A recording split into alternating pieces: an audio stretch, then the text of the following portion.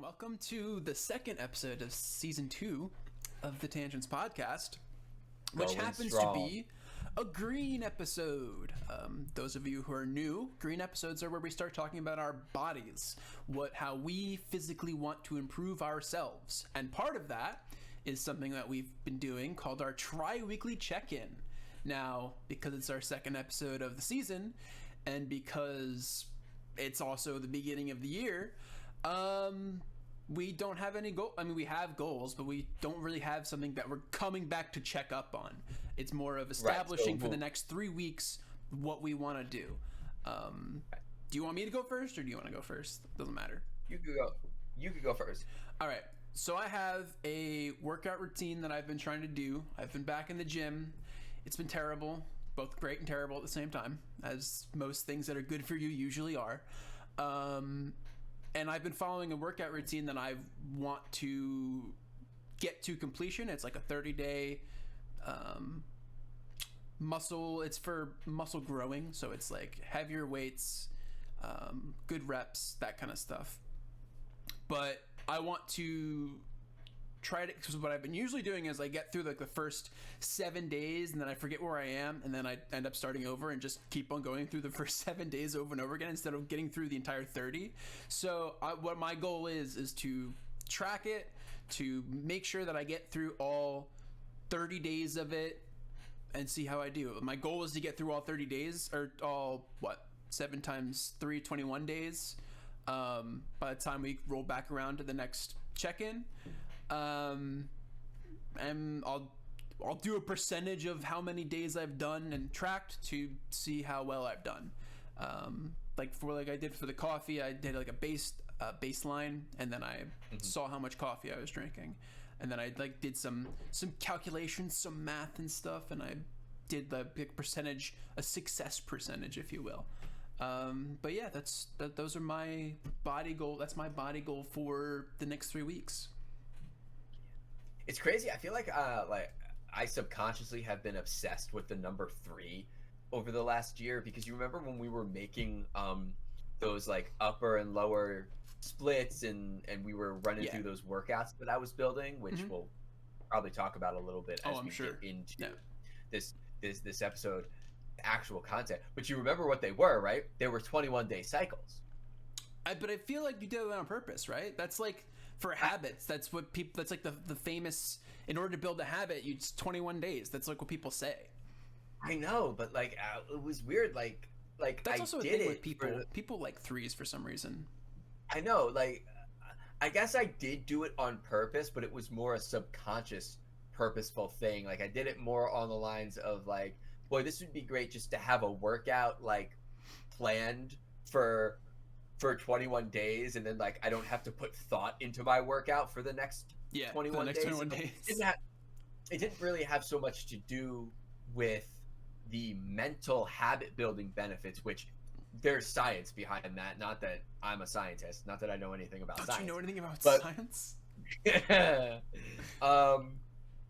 But I did it more for the laziness of it, because I like you to create systems that all I have to do is plug myself into the system, go through the motions, and then not have to think about what is being done for a little while, just so everything's automated.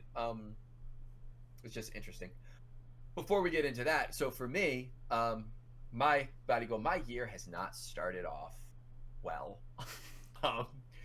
You might be able to hear the nasaliness. I felt really bad recording the first episode of midweek meditations, and I was barely alive. It was actually, I told you, it was the first day that I was actually able to speak full sentences without being in excruciating pain, because I had a sore throat.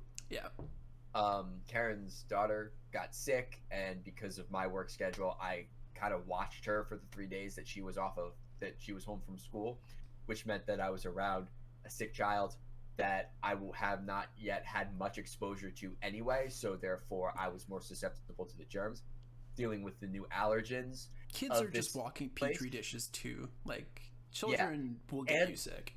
And like Kansas has like, it's normal here apparently to have 40-degree temperature swings, like one day to another. Kansas is And weird. yeah, That's so you've between just. all of I'm that, learning that more and more with each passing day. yeah, me too.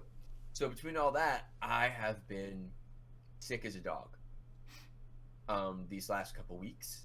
Wait, which dog is sick? It's not Echo been, or? yeah, the both of them are kind of sick in the head. Fair. So aside from me trying to just get better so that I can enjoy, because I was like, I had literally, I had worked, I had done like a full body, like going hard and heavy weight workout, followed up with a great protein shake. One day, rest day, second day, and I got halfway through my second day and I had to call out of work the next day because I couldn't get out of bed. Like, it was that bad. I just swallowed my cough drop. Oh. Okay. I'm okay. You good? So, yeah, I'm good. So, the specific body goal that I wanted to talk about was Karen and I have been doing martial arts training, but it's been super sporadic, and it's because of our schedules. But by the end of this year, we want to be taking in students, we want to be teaching, and we don't want to just go from working out at our own convenience to, okay, wow, now we have Now students. you have we students. have to Now be you have to actually. regimented. Yeah. So we set a date. Wednesdays 7 to 8 is going to be class. It's not on our calendar as workout. It's on our calendar as class. Okay. 7 to 8. And we're going to do full geese. We're going to be formal about it. And we're going to run our karate time. So we're not going to do like a regular like a workout, because we've been doing those too. We're going to just do our training on that day at that time every single week, so that we get into the habit of, this is class. Right. This is class time. Formality. This way, you know, we get that commitment built into us by the time that we start getting other students, which I guess means that I'm going to be teaching a Wednesday night class. But I'm excited for that. Wednesday's a great day. Wednesday's a good solid day to just do stuff, you know? It is such a good day, and our instructor avoided having classes on Wednesdays for reasons that were his own, that I completely disagreed with, because it's hump day. It's the day that I believe a large portion of the populace wants to be getting into the gym, wants to be getting in their training, wants to be motivated to leave the house. Because if you can do something on a Wednesday that gets you out of the house, that gets you moving, it helps you get through Thursday and Friday. Yeah, exactly. Instead of getting through Wednesday and just turning into that like, versus keeping the ball rolling all the way to Friday. Yeah. Speaking of things on Wednesdays to get you through the rest of the weekend, we have a Patreon. Oh yeah, you were talking about midweek meditations, which is one of the things that's on there. It's crazy. Yeah, so one of the things for our patrons at the second tier, there's only 2 tiers, and they're $2 apart. There's a $3 tier, there's a $5 tier. I'm not going to talk about just more specifics. The more specifics of it, but we at the highest tier currently right now, that $5 tier, you're going to get 2 podcasts weekly, you're going to get tangents, and you're going to get midweek meditations. It's a short, it's going to be 3 to 5, maybe 10 minutes, depending on how long it takes me to read through some of these quotes, of just readings. It's supposed to be only enough time for you to make or get through your first cup of coffee in the morning, or maybe your first drive to work, just to get your brain wrinkled, just to get your mind going in the morning, to have some things to think about, because as we always say, the unexamined life isn't worth living. So they're just going to be different philosophical, theological, psychological quotes about different topics from people throughout history. So you get that at that $5 tier on our Patreon. It's patreon.com/realm of Logres, all one word. Encourage you to check it out. There's going to be some other things. If you enjoy this podcast, you would like a little bit more, or to support us in what we're doing here and some of the other things that Anthony and I have talked about that we would love to do, that's a huge way that you can help, because it would give us the ability to free up our time, because we both work other jobs, real jobs, Yeah. not passion jobs. Yeah, not passion projects. I move dog food every morning at 6 o'clock in the morning, which is great for the body. Sometimes it is terrible in the sense of like there are so many other things that I would like to be doing besides that, Right. in the morning. But So, speaking of things that are great for the Logres. body, let's start talking about what we can do to do stuff for the body. Like what specifically? Because lifting dog food is great, you know. It's heavy, but sometimes you need to move heavy things in the proper way. So let's just take some time today and talk about different ways that you can move that will help you get stronger, get more flexible, etc. So if you're listening to this in real time, as it comes out, it's probably halfway to almost the end of January, which is which is right about the time where most people's New Year's resolutions start to fall apart. And if you listen to the end of our last season where we were celebrating Krampus night, I said that I hated New Year's resolutions because resolutions are made for breaking. And sometimes I hate that we, in America at least, have our New Year in like the dead of winter, where it's super hard to like do huge life changes when it's cold and dreary. And I just talked like I'm sick. Yeah. Like it's hard. It's hard to do renewal stuff when it's not spring. Spring is such a good Spring time. is a great. Also, that's like a thing. That's like a psychological thing that's been studied. Is Absolutely. That people are the most depressed during winter because of, like, lack of sunlight, lots of other reasons. But yeah, it's interesting. But anyway, so if you are not listening to this in real time, if you're listening to this in spring, this is like April. You're listening to this in spring, and you're like, well, yeah, I want to change. The New Year is a good time to make some resolutions and change. The answer to that is no. Now is a good time. Always now. What's the best time to plant a tree? 20 years ago. What's the second best time? Right now. You hear that? Yeah. Hear that quote? Yeah. I have not, but I like it. You always can start moving towards betterment. We talk about that 1% better. Yeah. You can always move towards betterment now, as opposed to tomorrow or as opposed to 3 months from now. Like if you can always be a little better, right. Even if it's getting up and walking, and you don't walk it ever. If you then choose to take a random walk, guess what? You just did something out of your ordinary that was better. That bettered yourself. That bettered yourself physically. Mm-hmm. And I would say emotionally and mentally. So let's talk get a about more specific though as to like what are some things that can be done. So you talked about your body goal. So and you getting into this workout program that you're doing.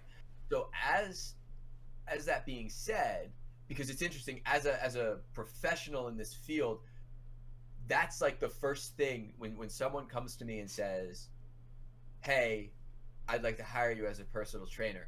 My first question is, what are you looking for? And I am broad like that. I am very general because some people want to get ripped. Mm-hmm. Some people want to lose weight. Those are two completely different things. Yeah.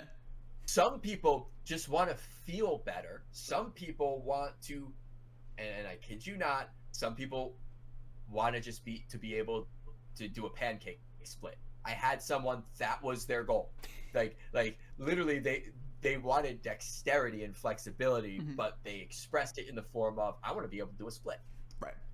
So for a Van Damme split? Yeah, a Van Damme split. Yeah. But for you, when you set out for this program, right, what made you choose the program? What made you say, oh, this program is going to get me the result I want? Right. So I went to a lot of different places. I was doing some own personal research. There's a website that I found called Derby. It's like an Australian website that has a lot of what I think is good content on it, of just like various different workout stuff. They like to have like fun, niche, quirky, like there's a RPG workout that is like, I don't personally like, but it's cool. It's like a little niche thing. I found one that was just like, I found one that was just like pretty simple. It's got weights in it. It's a lot of the way that they have it, that they've worked with it, is it's supposed to be for muscle toning, and so they have lots of relatively high reps, with I think it's like 4 sets of 12, then 10, then 6, then 7 for most of their workouts using a single set of dumbbells. But I'm modifying it a little bit to do heavier weights, lower rep counts, just because my goal is to build muscle. I want to build muscle mass. I mentioned this at the end of our season finale. My goal for the year is to get to 250 pounds. That's like what I want to try to hit. And so in order to do that, I need to build muscle mass. And so that was going into it. That was something that I've wanted to try to do. A secondary goal is I don't want to lose flexibility in doing that, because I know a lot of people who put on a lot of bulk but lose the flexibility with that. And so that's something that my goal is to avoid. And so that was what I was trying to figure out, is like, what are some good workouts that have good range of motion, but also I can put enough weight to get the bulking that I want from it. You are, oh my gosh, you're not gonna like how I put this. No, yeah, you are. You're not gonna like how I'm gonna put this. You are like tickling the cockles of my soul right now. Ew. Because, Ew. yeah. I'm calling that. That's disgusting. Okay, first of all, who the hell says that? Complete side note, and I'm gonna, because this is tangents, and we're gonna circle back to like having the real conversation. But you had said to me that you use outdated slang. I've never heard the word cockle in a non-double entendre like sentence. So that's ew. So when I was growing up as a child, there were 2 Sonic the Hedgehog cartoons. One of them was garbage. Mm-hmm. They were both, and Sonic the Hedgehog was voiced by the same actor in both of them. And then one of them was like a dark dystopian world where like Dr. Robotnik already had taken over everything. It was basically Star Wars, but Sonic and all of the tree critter friends were trying to fight the Industrial Revolution of the Empire. It was awesome. And Dr. Robotnik had this creepy, scary like voice. Like think like Dr. Claw from Inspector Gadget. Dude, terrifying. Terrifying. And he said that once. He was like, "Ooh, I feel that down in the cockles of my soul." So, and yeah. Okay.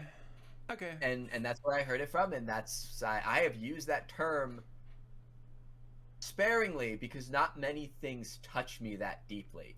Circling back said that, to the conversation, why have your cockles been tickled? Conversation. I hate that they just came out of my mouth. They've been tickled. Okay. Because of this. Okay. Because you hit on something that I, in the personal training and martial arts spaces, frustrates me so much, because I see so many people just obsessed with what I refer to as the vanity muscles and just being big, in the fact that like they don't do, even when you're doing a curl, right? You're supposed to go all the way to extension, not locking against the joint, but you're supposed to bring the weight all the way down, and then you're supposed to bring it all the way up to your shoulder. See, when you do this full range of motion, right, you're not only tearing the muscle tissue that you need to in order for it to be built back up to get a bigger muscle, you're also stretching the tendons and the fascia that holds your muscle on to the ligaments and everything, and you're expressing that ligament stretch. And so you see these guys in the gym, these girls in the gym, who are like and they go for reps as opposed to that full range of motion. Right. When, to me, if you are lifting a weight and you're not doing a full range of motion with it, it's, in my opinion, and I'll put this out as my opinion, that you're not working out. If you're going to do a little rep as like a PR, that should be something saved for weightlifting competitions, right? If you are working on your body for optimal movement, we talked last week, right? The Supple Leopard in that book. For optimal mobility, you need to be, if you can't do full range of motion, then guess what? That's not your max. Your max is whatever weight that you can do full range of motion to 3 reps. That's my personal opinion. Okay. And there are many other professionals in my field who agree with that completely. I believe that supplementing, if you're just weight training, that's great. Supplement off days with some dexterity stuff, with some of the animal flow things, with some yoga, different ways to work through that whole range of motion stuff. But however, that's one of the reasons why I love the kettlebell, because kettlebell training and workouts, you can use one thing and you're still moving your body in all these different ranges of motion, so you're at least maintaining your dexterity level while building strength. Unless you're shortening the motions. And then what you're doing, we talked about this with the supple leopard, is you're training your body to think that that's its only range of motion. It's fine to do, it's fine to do those little, like, you see the guys who do the bench press and it like drops 6 inches and goes up 6 inches. PR, whatever, you get the gold, you get the gold medal, the belt, or whatever competition that you're in. That's fine. But if that's all you're doing in the gym, you're training your body to think that that is the only range of motion that your pecs, your lats, your whole muscular structure has. I saw this video of this one personal trainer who got hired by an Olympic level power lifter. And the first thing that he had him doing for months was body weight squats, because the guy couldn't hold a chair sit against a wall, not because he wasn't strong, but because with all of that short range of motion that he was doing, he had trained his muscles to not sit right. Right. The strength was it was in a different place. The strength was in holding that like shallow position or whatever, and not going all the way deep into it. Right. Is that kind of like along the lines of how it works? No, that's absolutely along the lines of how that works. So it's so important. Again, not a sponsor, highly recommend becoming a supple leopard. Pick it up. It'll change how you think about movement. It's so good. So you ask yourself some great questions in picking a program, and in doing the same questions that I would ask a client of mine. And so when you sit down and you say, I want to change, that's the first thing that you should ask, whether you're asking it of a professional, or you're asking it of yourself. Like, what do I want to accomplish? Be specific with what your goals are, because that makes them more attainable. And a 21-day goal, a 21-day thing is great. Like we had mentioned at the top of this episode that we built some programs. Well, really, I built the skeletal bones of it, and then you and I went through them, figured out what worked, what didn't, we threw out, we adjusted and stuff like that, and we tested them in 21-day cycles. Now, bear in mind, we did this for a couple different reasons, or I should say it was beneficial for a couple different reasons, not beyond just the habit forming one. Because I'd say even after that, like, it was really easy for me to continue working out. 21 days sounds daunting if you've never worked out before. So I would just caveat all of this by saying within each of those weeks, included in those 21 days, were rest days. Right. It's not like you're doing it 21 days straight. Right. And so, like, for me, a rest day was I made sure that I went outside and took my dog for a walk a couple times. Like, moderate mobility even on days off. And what I found, like, probably halfway through the second week, is on those rest days, I needed to move a little bit more because I had all that adrenaline built up. The other thing that's really nice about it is, you, like I said at the beginning, you don't have to think about it. You can just say, okay, what's on the docket? I'm doing this whistle kick thing right now with Karen. It's a 30-day workout challenge. It's free on whistlekick.com. You can download it, and then basically you don't download it. What happens is you sign up for it, and then at the start you get an email that says 30-day challenge day 1, and it gives you something to do. 30-day challenge, day 2 gives you something to do. It's all body weight. It's very much martial arts oriented. The longest workout we've done has been 10 minutes long. It's not bad. You know? No, it's not bad. And the days that I have worked out for myself, when I haven't been sick, or the days that Karen and I have worked out and done like our training stuff, we'll start with that because it's like it's really it's a good way to like limber up the muscles and get moving. But it's really nice to not have to think about, right?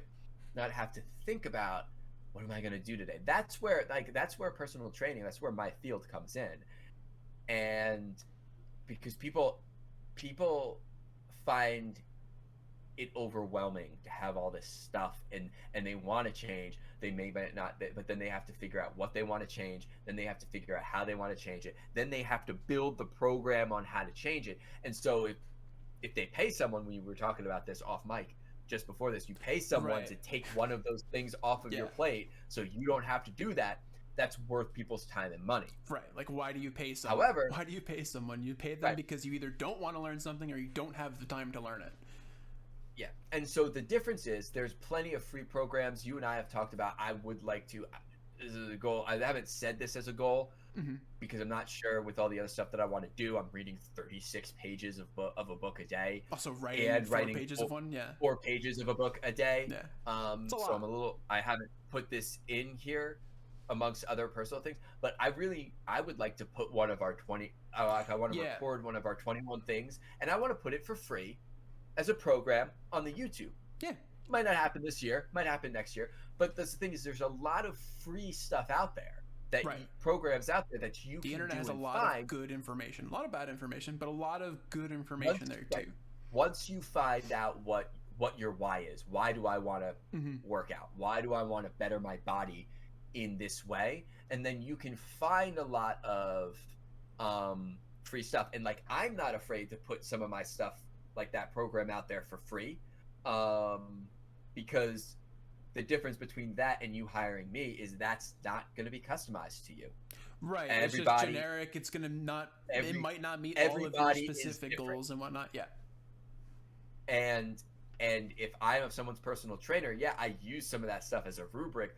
But if you have a slight spinal correction that is slightly different, I'm going to have to fix your form, or we're going to have to abandon one whole workout in order to do something else. So that's where paying a professional to walk you through is helpful.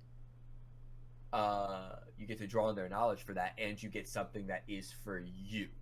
Plus, the motivation of having someone, listen, there are some personal trainers who are just terrible, but there are people like that in every profession. That's not limited to personal trainers. It's limited to just humans in general. The majority of personal trainers that I have met, and a lot of them do stuff online.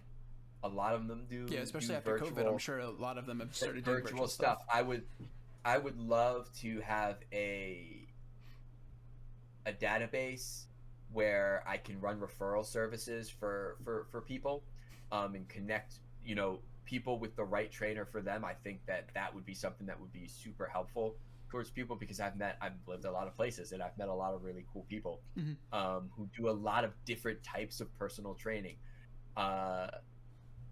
The people that I've met have been great, and they are there. They understand that you would be paying them for results, but they don't care so much about you getting the results because it's a financial transaction. They take joy in seeing you happy with yourself, and so their motivation, like the growth that people can achieve. Right. Like all two of the trainers in particular who come to my minds, Kyle and Carissa, that I worked with in Florida, like their goal, they always said, was as personal trainers, was to get people to the point where they didn't need them anymore. Right. As a personal, not that they they didn't need to work out, but that they didn't need them anymore to guide them through their workout. And I've seen them get people to that point. Those people still had them on at least once a week as a personal trainer because their relationship there, and they valued their input and their motivation, and they knew that Kyle and Carissa wanted them to succeed. Mm-hmm. So I thought like those are the types of people that you want to look for. There are some places where I could say like, hey, listen, like this is like Yeah. Like what? I applied for a job at a gym that I will not say. Right when I got my certification, I applied for a certain chain gym to be a personal trainer, and I started explaining to the head of PT my philosophy towards working out. Everybody is different, and everyone is on their own fitness journey, and my job is to just come alongside them and help them towards their goal as they walk that path. And the guy, in not so many words, told me that I was too nice. Um, he's like, I want our members to leave here, to leave their personal training sessions, like feeling like they're going to pass out or throw up or both. And here's the thing: if you leave every personal training session feeling like you're going to throw up, no, that's not right. That's something is wrong. Yeah, that's for a certain kind of person. That's definitely not for everyone. Speaking of that kind of thing, right? When, like in your fitness journey, would you start off looking for a personal trainer? Would you look on your own? Would you do stuff on your own first and then start to look for, like, when would you be like, all right, I want X, whatever your goal is. I won't say specific because like you said, everyone's goal is different, right? So once you say, okay, I want X, when do you seek professional help from there? So that depends on a lot of different factors having to do with you personally. Like I said previously, the fact of having someone to help motivate you is, I mean, it's invaluable. But you and I found that when we were running through those programs on test runs and stuff. Right. We both were running through it, even if we weren't there were some days where we ran through the workouts together. Right. But even when we weren't, we still knew, hey, did you do the workout? How you feeling? What you doing? Right. Like having being someone, able to have opinions on it and whatnot. Yeah. Having anyone go through anything with you is great. Again, this is a personal opinion of myself. I don't believe that humans, even as animals, biologically speaking, are meant to live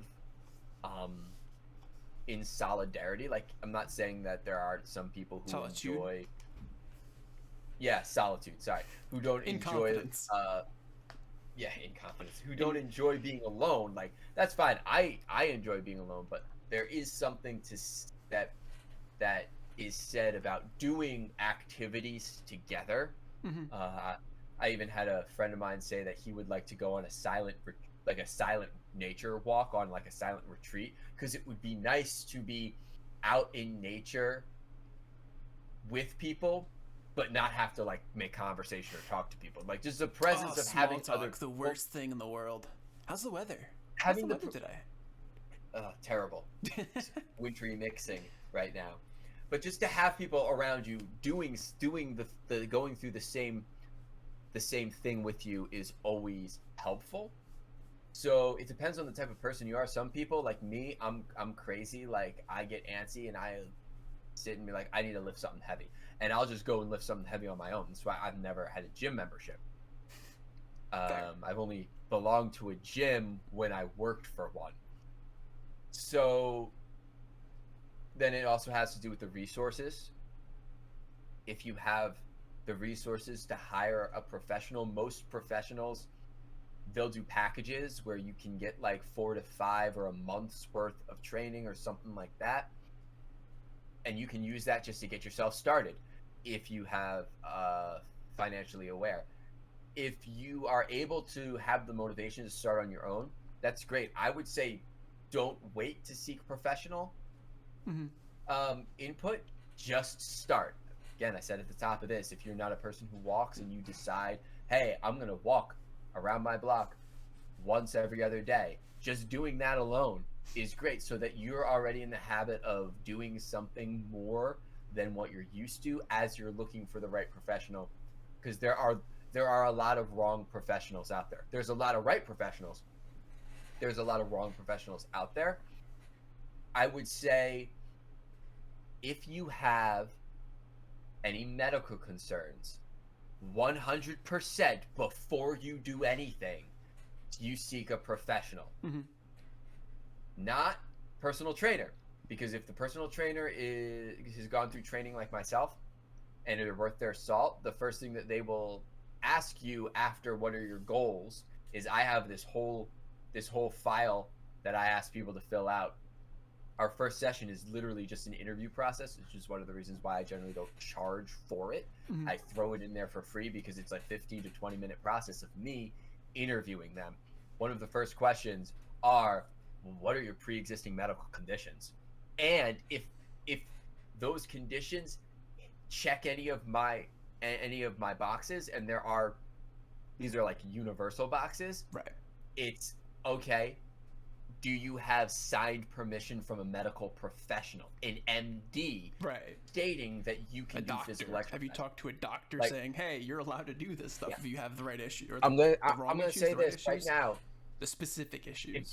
If you hire a personal trainer or you're talking to a personal trainer and they don't ask, or they start building you anything, here's some red flags. If they start building you any type of program without asking about your prior experience and your prior medical history, they're not the personal trainer for you. That's dangerous. It's dangerous. Those are things that I would need to know in order to know what's going on in that person's body chemistry. Even if you have like no pre-existing conditions or like nothing where it's like, oh yeah, I've got a heart disorder or something. It's like, that's still important for that they check that. Even if you don't have it, even if it's not something you worry about, like that's still important that they check that to say like, do you have it? I have a congenital heart defect, right? Yeah, you do. It never stopped me from doing anything. Right. I still tell everyone. Mm-hmm. Anytime I'm doing something, when I was signing up for karate, I wrote it down on the list, and saying, hey, I have this defect, right? Just because it's something that's important to need to know. Right. And I wrote, I have permission to take this class. I have permission to do this. The other thing is if the personal trainer, the other huge red flag, if the personal trainer gives you specific nutritional advice, like if they give you like a product, like a specific product, either product or specific dietary advice, that's a red flag. Only if you ask them, oh, so you're a nutritionist as well, and they either refuse to show you their credentials or they tell you no. So in this book, right, I have right here, this is my ACE certification manual. It is a textbook. It's thicker than Becoming a Supple Leopard. And it's updated.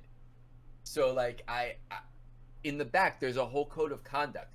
If I, as an ACE certified personal trainer, give nutritional advice to someone that is outside of my scope of responsibility and my field of expertise, and if ACE finds out, they will revoke my license, my personal training certification, and I will not be able to reapply for it for years.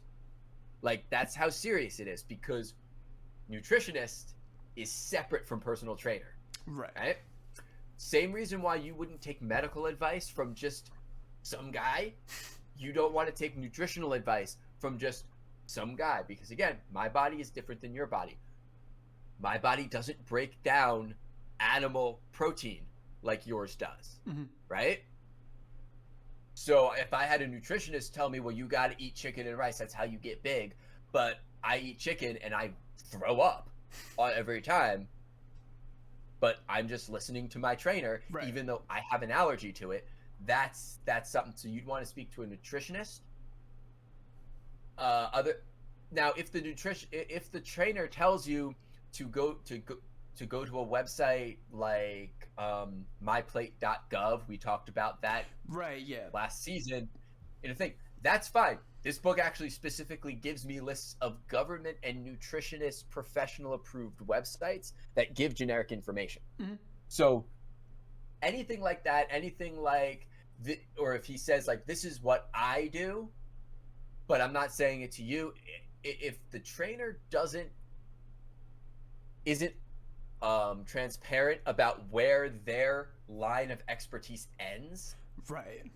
that's Because a not that they person can't say like, oh yeah, I take this protein shake, I take pre-workout, Right. I eat chicken and rice. Like, there's nothing wrong with that. It's when they say this is what you should be doing. That's where the line. That's where that shows up, because then that's them telling you what you should do. That's them giving you advice. That's them influencing your decision, versus just saying like, yeah, this is, instead of just providing information. And as far as people who already are good, like good working out, they're on their regiment, they are like in the mix, maybe they don't need motivation, maybe they are their own motivation, you know, maybe they're a fitness influencer. Those people, I'd say you'd still benefit from the right expert in this field, because that's why I know so many personal trainers, because I'm always like, they have different perspectives, they have different knowledge bases and different levels in different areas. Like, I am very much body mechanics, body weight, dexterity focused in a lot of the stuff that I do. Whereas, again, I always reference Kyle, my friend Kyle, his husband, not only does Kyle have a background in nutrition, I can't remember if he's a nutritionist specifically, but his husband is a culinary chef. Like, he went to culinary school. So like, they have a food service business where they make custom meals, and it has all of the macros on it. So if you calorie count and you pay attention to your nutrition and stuff, they can send you really, really healthy and easy like meals that just got to be thrown in and heated up, that all work well with your fitness regimen. So that's a completely different scope of expertise than mine is. I'm a professional though. He's a professional. No matter where you are, there's always going to be someone who has a different specialization. Right. Again, and you can always optimize your own system, right? So if you're working on if you're a professional and you're working in your own field, there's still things that you can do to optimize it better. Like, you're not doing something in the perfect way. So always being able to talk to someone who has even the same knowledge set, but just from a different source, can still be beneficial to helping you grow in your own field. Right. Now, can I put you on the spot a little bit? Sure. Go for it. Something that I wanted to talk about, because it's January 20th, 21st, something like that. Yeah. 21st, right? At the time of recording this, you've been doing this workout regimen and you've been trying to better yourself, which is great and admirable. Let me ask you, how many days have you skipped? Oh, a bunch. Way more than I want to. Like, I haven't been counting. That's one of the reasons why it's my goals, because I haven't really been counting it. But there have definitely been days where I've been like, I don't want to go to the gym today, and so I'm not feeling great, because the past week I've woke up with just like a splitting headache, and so I haven't gone to the gym. But yeah, way more than I should have, and that's one of the other reasons why I want to track it, is because that will help me not only know when I skipped it, but also know when I've been there, so I can be like, oh, that's good progress, or oh, I need to make sure that I make more progress with it. Now, I'm a huge proponent of that mentality. I'm a huge proponent of the tracking things mentality, just because, and I'm going to get to why I asked you that question in a second, because this is part of my own individual personal training philosophy. I do not believe in cheat days. I believe in moderation, because if you allow yourself a cheat day, you're teaching yourself a binge mentality that's not promoting holistic health. However, if I say that everything in moderation, it's okay. Is okay if, if I have a little bit of food that's not the best for me, because I'm doing all these other things. I'm checking all these other boxes that are healthy for me. And I put it that way because I don't just mean working out. It's not a give and take. I knew a kid in college who, oh my gosh, it was so bad. We sat down for lunch, and he literally had, this was all he got from the lunch cafeteria, a pile of 3 cookies. And they were like those big like cookies that are homemade, but really they just come as frozen dough, and you put them on the tray and like, they're so full of preservatives. and like you should really only have one of them because half is one serving size. So he had 3 of those cookies. They're one of those kind of cookies where the serving size for one is multiple. Right. And an apple. That was his lunch. And I was like, this is kind of a weird lunch you got there. And he goes, right. And he held up the cookies and he held up the apple and he went, health plus unhealth equals no health. Like as if he's like, I'm eating this apple so I can eat these 3 cookies and they'll cancel each other out. I don't think that's how that works. Wrong. Absolutely. Well, his statement was right. No health. Healthy plus unhealthy equals no health. Exactly. Right. 100%. It's not a give and take. It's in everything in moderation. Too much water will kill you. Right? Yeah, you can get poisoned by water. Just kind of crazy. You can get oxygen poisoning. Yeah. Right? Our friend Anthony Whistler is certified scuba instructor, and like he's talked to me and stuff, like you can get too much oxygen and bad stuff can happen to you because of that. Everything in moderation. And so if you build cheat days into your mindset, into your mentality, into your regiment, you're gonna discover that you're basically just counting the days until you quote unquote fail. That's not healthy for your mindset and things. The other thing, it's also just not conducive to succeeding in your goals. Right. And it's not, and your goal should always be to change your habit, because once something's a habit, healthy, holistic lifestyle, non-sedentary lifestyle, non-cemetery lifestyle. A non-cemetery lifestyle is good for you. But the other thing that I really like about that mentality, is the fact that, like, something's gonna happen. You're going to get sick. Someone you know is gonna call. You might have to cover a shift at work. There's so many other things outside of your control, right, that might prevent you from doing every single one of those 21 days that we were talking about. Right. And then once you miss one, then it becomes more of an excuse of like, well, I missed one. What's so bad about missing another one, you know? And it's like, and then it kind of can just snowball into not forming or not changing the habit that you want to change, or breaking the habit, or forming the habit you want to form.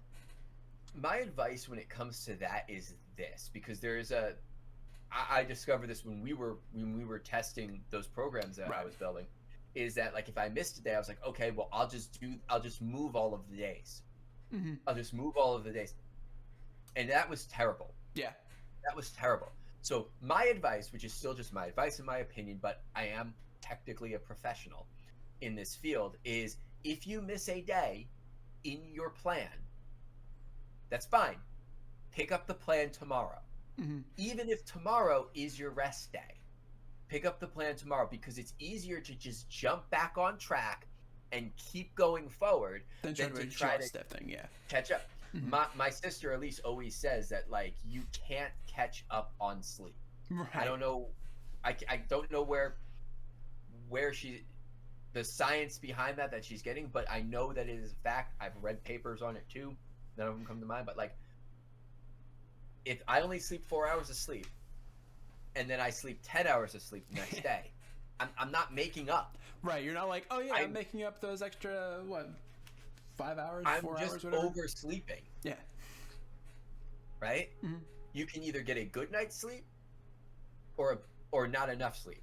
Right. So instead of trying to kill yourself, especially when you're first starting out and you miss a day, then you're just going to have that mindset of, oh my gosh, so now I got to do this workout and then this workout because I got to catch up, and then that's going to be overwhelming for you, and then you're just going to quit because it's too hard. No, okay, that day was a wash. It's fine. Guess what?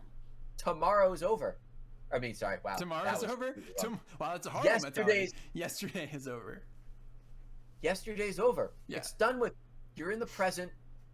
That's like a very Buddhist mindset. This is why I didn't make it as a personal trainer.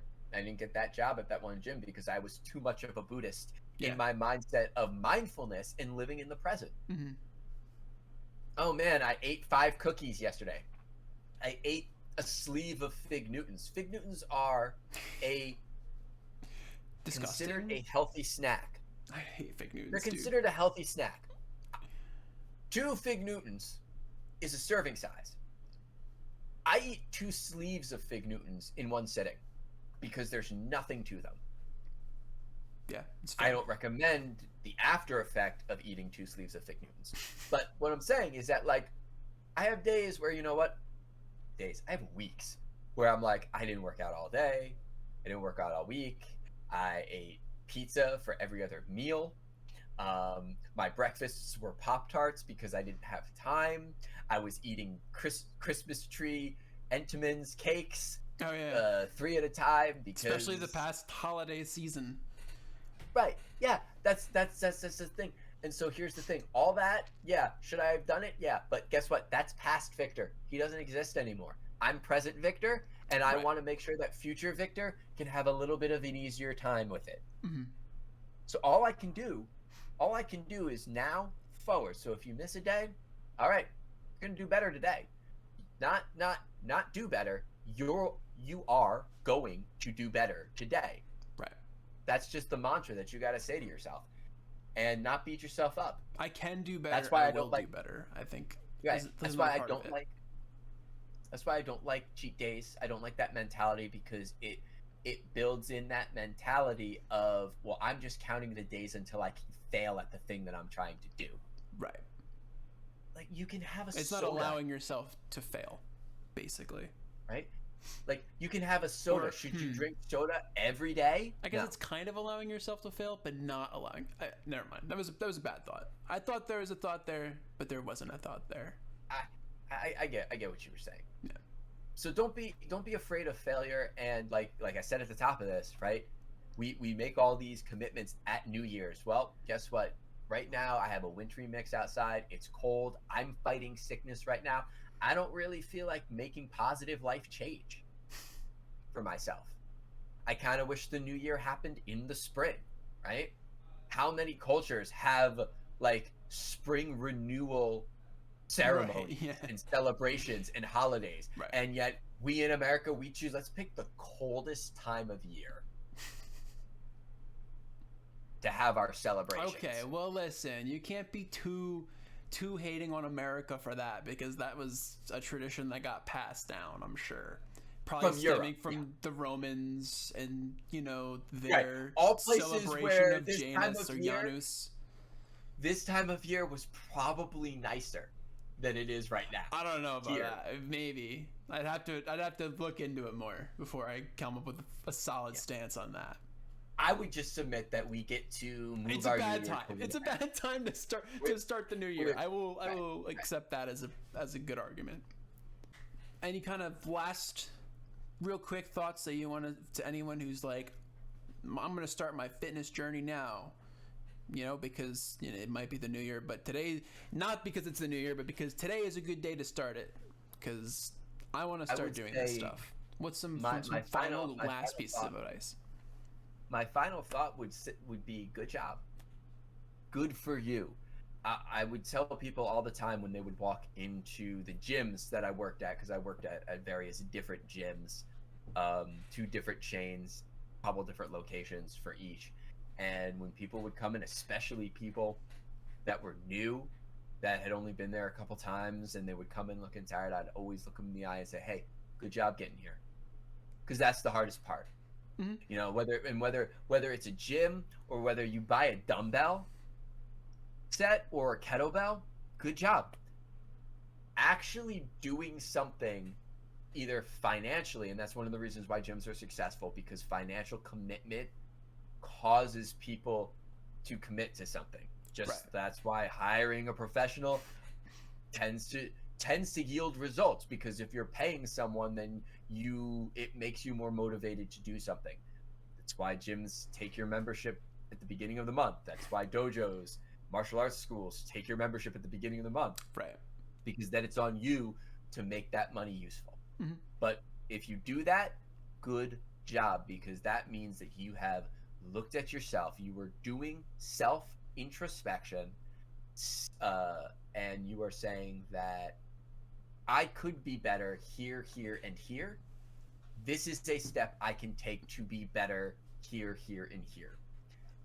The other thing is, don't do it for anyone but yourself. Mm-hmm. If you are in the gym, if you are, because we're talking about the body, if you are Right. physically bettering yourself for a boyfriend, a girlfriend, a spouse, a significant other, that's all bull. Right now, just telling you that. If you are doing it for anyone but you, it'll never stick. Mm-hmm. You should be better for yourself. And not be better because you are not good. These are all things because the best version of you is still you. And these are all steps that you can take to be the person that is the best version of yourself.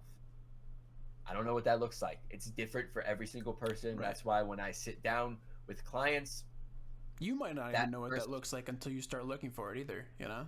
Right, yeah, absolutely. That first 15 minutes session is imperative because I need to get to know the person that I'm going to be working with, because I will not know. Yeah. Probably I'll get some idea of how to give them the first step of a path to walk to find out who that person is. And if they're satisfied, they're free to fire me at any time. If they've hit a point where I'm like, hey, I am the person that I'm satisfied with being with. Awesome. That's great. That's all we could ever hope for. Yeah. And the only way to get there is to examine your life, because the unexamined life is not